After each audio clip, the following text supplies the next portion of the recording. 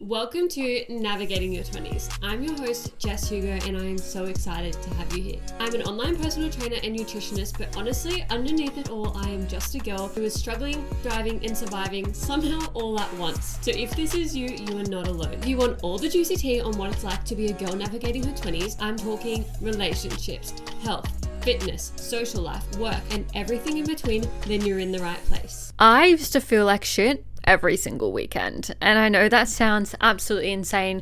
You probably look at me now and think, shut the fuck up, Jess, you are the most consistent bitch ever. You're posting your kickbacks every single fucking week. You have the juiciest glutes. Like, I know it's really silly to say that I'm in a place now where I don't feel like shit on the weekends anymore, and you're thinking, what the hell? Like, I just think, why am I buffering? I'm literally stuttering on my words.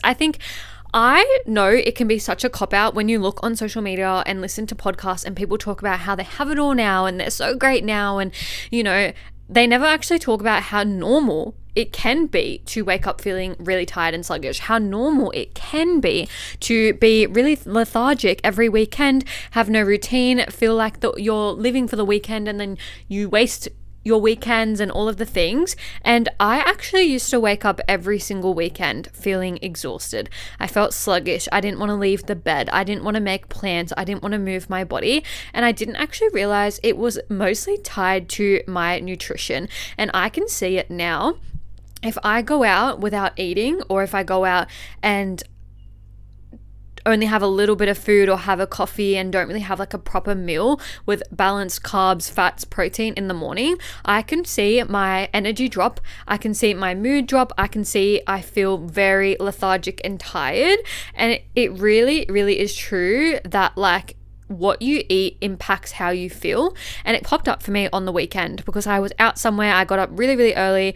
I was up at 5:15. I left the house by 6, so I had a piece of raisin toast.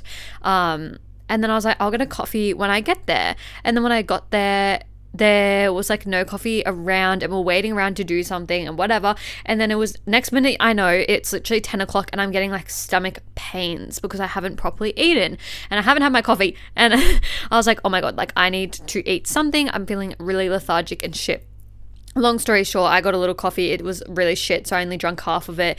And then we went for a walk, and I was like, do you ever walk around the food court and think, I don't want any of this shit? That is me all the time now, especially since I've started realizing how much food really affects my body. In the last like year, I'd say I'd really dialed into what I'm eating and what my nutrition is and all of the things. And I will literally walk around a food court and be like, I don't want any of this food. Like, it all looks foul. Anyway, next minute, it's literally 12:30 and I'm getting like an ache in the side of my like stomach and like body. And I'm like, what is wrong with me? And it was because I hadn't eaten properly, but I had been moving my body. I probably had like 12,000 steps at this point. I woke up early. I haven't had any structure. I'm running off like fumes and adrenaline. And that actually equals bloating, water retention, feeling really uncomfortable, not being able to go to the toilet, all of the things. And I bet you're thinking, oh my God, like how many times on the weekend do I potentially sleep in and then I get up like really late and I kind of skip breakfast and I just have like a little snack and I just snack here and there, and then I feel very exhausted and anxious and bloated and unmotivated. This is why. This is literally why. I knew that I had to go home and have a good source of proteins, carbs, fats, and feel up. Otherwise, I wasn't going to feel well. And then what happened was my stomach hurt because I hadn't eaten balanced throughout the day, and then I ate a lot of food at once, and then I literally was in pain.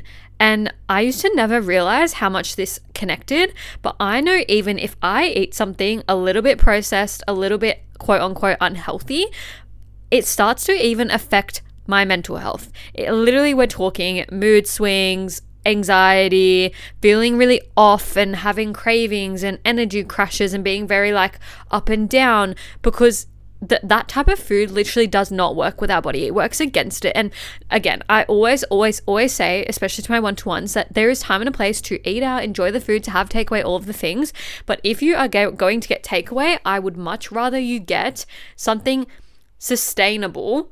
Like if you're going out for dinner, go get a steak, go get pasta, whatever, rather than going to like KFC, McDonald's, Domino's, like even going to an actual Italian restaurant to get pizza rather than Domino's.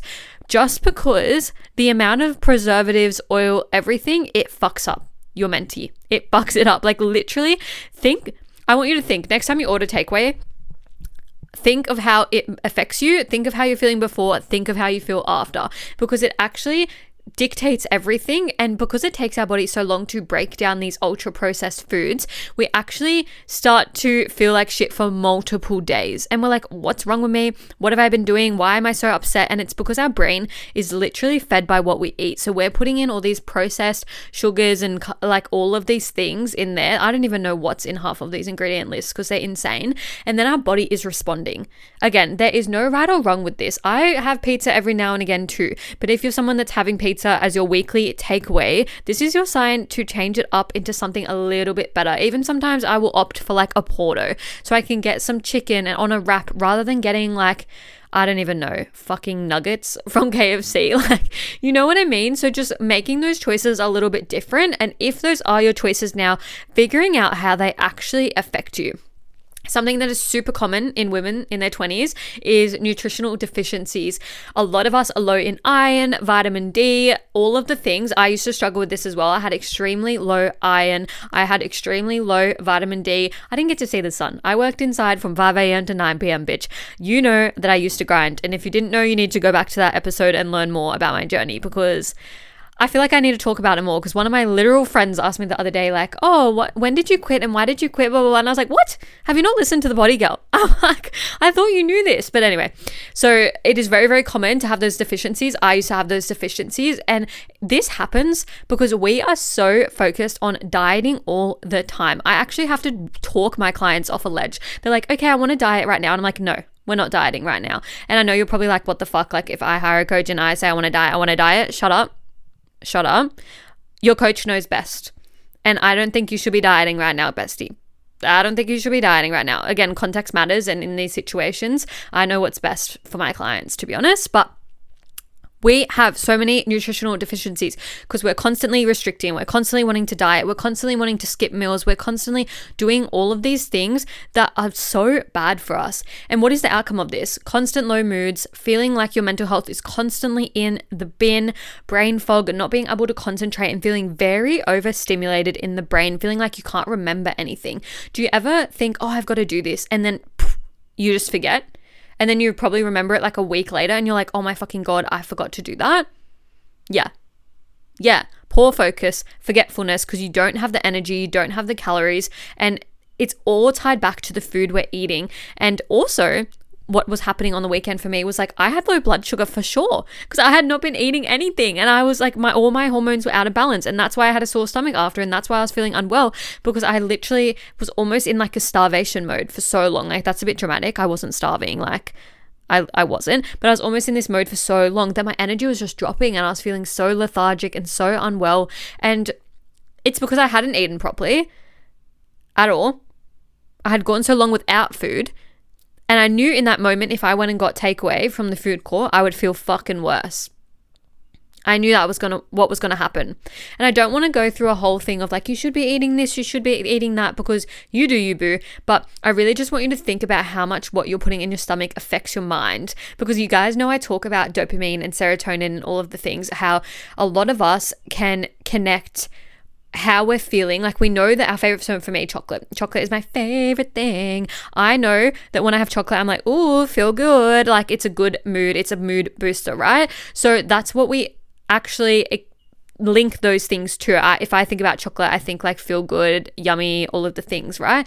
Well, serotonin, like 90% of serotonin is actually from our gut. So if our digestion is off, bloating, constipation, feeling discomfort and unwell, like that is why our mood is linked. Do you ever like look in the mirror, see you're really bloated, and then you look at your face and you look like drained? And I can tell I can actually tell when my clients send me form videos, when I see them face to face, I can tell in their face, and I know when they're pushing weights if they haven't eaten enough or if they haven't eaten properly because they're struggling. And if you're one of my clients, you're probably like, oh my God, she gets me for this all the time. I know. I literally know I can catch you that quickly because I know something is off just by looking at you. It's a sign, like I can see it in your face, right? And it's like, okay, let's say you're in this situation right now and you're like, okay, Jess, well, how do I fix it? What do I do? What's like something I can do right now? For just one thing I'd be looking at is just your fiber intake. Are you getting enough fiber? Probably not. I already right now audit all my one-to-ones foods every single week at check-in, right? And 9 times out of 10, their fiber is extremely low. Sometimes MyFitnessPal can be wrong.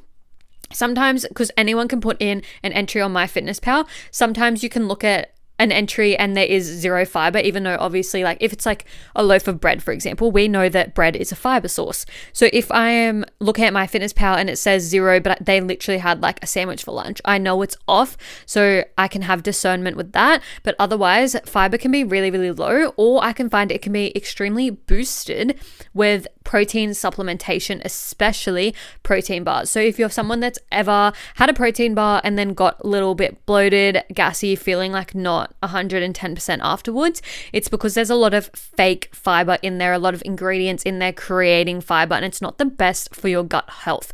That is why I'm not a massive protein bar fan. I would rather eat whole foods, but I don't actually find it affects me at all, but I know that a lot of you do. I know that a lot of you get quite bloated from it and things like that. So you want to lean towards clean bars. And I don't want to slander any brand here, but straight off the top of my mind, what is their name? Muscle Nation's protein bars. If you look at their ingredients list, there's like 60 things. Now, I personally can eat them and be fine, but I know a lot of people can't. So when you're looking for a protein bar, looking for something such as the Fiber Boost bars, Fiber One, Fiber Boost, you know the ones, the white ones, they're very clean, minimal ingredients. Now, with clean, minimal ingredients, taste is an issue. A lot of us tend to think, okay, I'm going to have this really, really clean thing, and then we get pissed that it tastes like protein powder. But the thing is, less ingredients, obviously it's not going to taste as artificially sweetened because there's no sweetener in it and all of the things. So if you're like, that tastes dog shit, I don't know what to tell you. They have so many different flavors. I haven't even tried half of them, but my personal favorite right now is the Lamington, and I need to get more because it is chef's kiss. It is so yummy. Non-spawn, but it's just so good. So looking at the actual ingredient list of what we're consuming as well, I have been really intentional with, like, if something makes me feel a type of way, I'm not eating it anymore. If something has this really long ingredients list, I'm not eating it. Even, for example, you know, I am on topic, but I'm getting on a full rant now. Why can I not remember the stupid brand name? The sugar-free lollies, Fun Day. They have like 90 calories or some shit, but there's 30 grams of unidentified carbohydrates in there. Where do they go? And they're not digestible. They're not easily digestible. They actually sit there and weigh there for ages. So if you've ever eaten them and been very bloated and very gassy, that's literally exactly why. And they don't put it on the label. It's like hidden in the label. So then you're thinking, like, where is this extra 30 grams coming from? Why am I feeling like there's a rock in my stomach? That's why. So just being really conscious with the food we are having, because just because there's 30 grams of fiber in that, it doesn't actually mean it's proper fiber. So getting fiber from sources that are actually going to help us digest food. So making sure that we're across actually eating bread. Everyone wants to demonize bread and then they wonder why they're constipated. Bread is like one of the most fiber-filled foods you can get. So just food for thought, as well as obviously fruit, veg, all of the things as well. And I know that you're probably thinking, wow, this is like so eye-opening. So I want you to just audit your food for the day today, see what foods you have that have fiber in them, making sure you're getting enough fruit and veg. I know it's so easy to want to get into a dieting phase and clean up your health and fitness journey and clean up your nutrition. But if you're actually neglecting looking at your fiber, neglecting looking at your overall food choices, if you're just constantly pumping the supplementations and the protein bars and heaps of synthetic foods, you are going to end up more bloated, more gassy, more uncomfortable than you did 5 kilos heavier. So just being really conscious of the food choices we make and how they affect our overall energy, mood swings, body response, everything. If you're feeling really lethargic and like bent over, like you literally can't even, like you're dragging your feet along, I'd be looking at your nutrition choices. And I'm not talking in terms of calories and how much is in some type of food and the serving sizes and things. I'm talking like good quality whole foods, nutrition, making sure you're actually feeling your body and having stable blood sugar levels. For me, even, I do have PCOS, so I need extra fat in my diet, right? I can tell if I haven't had enough fat in my day. I'm not satiated. I'm struggling to think. I'm not feeling like I'm running at 100%. I feel like my energy is dropping off. Then I will go and have something like cheese and crackers, literally, and feel so much better. Or even I'll have like a banana with Biscoff, and you're probably like Biscoff, what the fuck? Because it has fats in it, and I need enough fats. Or like a nut butter. I'm not a massive nuts fan, but nut butter is another example. So where are we lacking in our nutrition choices in macros specifically? Because you know the saying, you've probably heard this before, where someone says, oh, it doesn't actually matter. You could eat a McDonald's meal every single day and still lose weight. Yeah, that is true because it's calories in versus calories out. But what they don't mention at that time is you're going to feel shit. You're going to look shit. You're going to have skin flare-ups. You're going to have low energy. You're going to be in a bad mood, feeling really inside your head. And it all links back to what you're consuming, because in that meal, it's probably very high fat, saturated fats, not good quality fats that we were just discussing. It's high carb, low protein. So you're not satiated. You're hungry afterwards. There's just everything working against you. It's super processed. It probably sits feeling a bit uncomfortable, and just all of the things, making your blood sugar really imbalanced, feeling all over the place because we haven't actually had a balanced, proper meal. Now, what are the next steps, Jess? What am I supposed to do now? Order your food, as I said, starting with how is your day actually structured. If you are skipping breakfast, I would start there, because that is literally making you more stressed out. It spikes your cortisol and causes energy crashes. Literally exactly what I said on the weekend. I didn't have breakfast. I was in a high stress state because I wasn't eating and I was moving and I was doing all of these things. And then as soon as I kind of sat, I crashed completely. I went from here to here completely because I skipped a meal. So making sure that you're having structure, making space and time to have breakfast, lunch, and dinner, and at least 2 to 3 snacks in between, making sure you're hitting your fruit in there as well. And also staying hydrated. I literally told one of my girls the other day, I was like, you need to add a Powerade into your routine. I know it sounds rogue, but with the type of job she's in, she's talking a lot, she's running around a lot, she needs to be hydrating with electrolytes because it is causing her to not feel good at all, have energy crashes, and not feel satiated with her meals because she's just constantly dehydrated. And then that in the flow-on effect with her schedule, she isn't able to eat continually. And I said, where can we implement another snack so we can kind of eat on the go and just put it in your pocket? So I can't wait to see how she progresses with that as well, because eating more matters. It helps with your blood sugar levels. It helps with your hormones. If you right now are skipping meals, not eating enough, not having a good schedule of food and like having it in a kind of structured way that's really simple and easy to follow, you're probably really bloated right now. So ditch the all or nothing approach.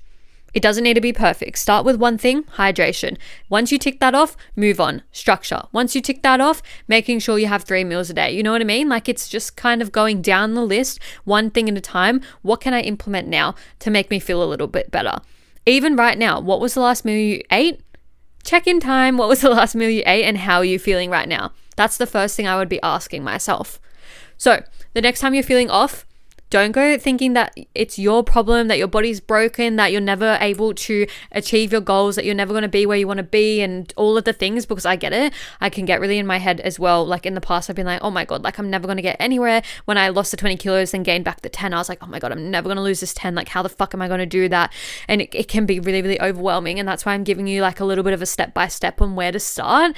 And it's just like ticking off little boxes and analyzing how things go. You may have had the shittest sleep last night, which resulted in waking up feeling a little bit bloated, feeling a bit uncomfy, and that is kind of what happens because you didn't get a good sleep to break down, digest all of the things.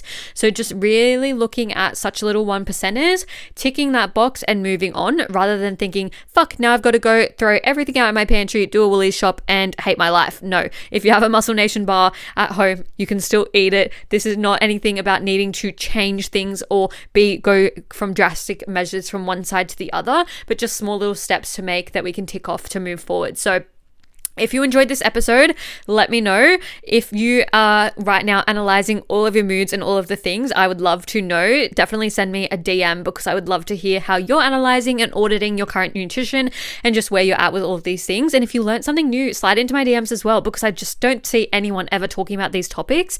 And I just think it's really heavy on what I spoke about recently with messy mindset and messy space being really correlated, but not having good food is correlated to how your body's feeling as well. And I never hear anyone talk about it. But if you enjoyed this episode, please rate the podcast 5 stars. I will see you in my DMs and I will see you again next week. Mwah. That's a wrap on another episode of Navigating Your 20s. Thank you so much for joining me and taking the time to listen. If you enjoyed the conversation, vibes, and got something out of today, please feel free to send me a DM with any key takeaways and feedback, or share on your socials and tag me so we can connect. If you liked today's episode and you're wanting more from me, you can find me on all socials at success.withjess.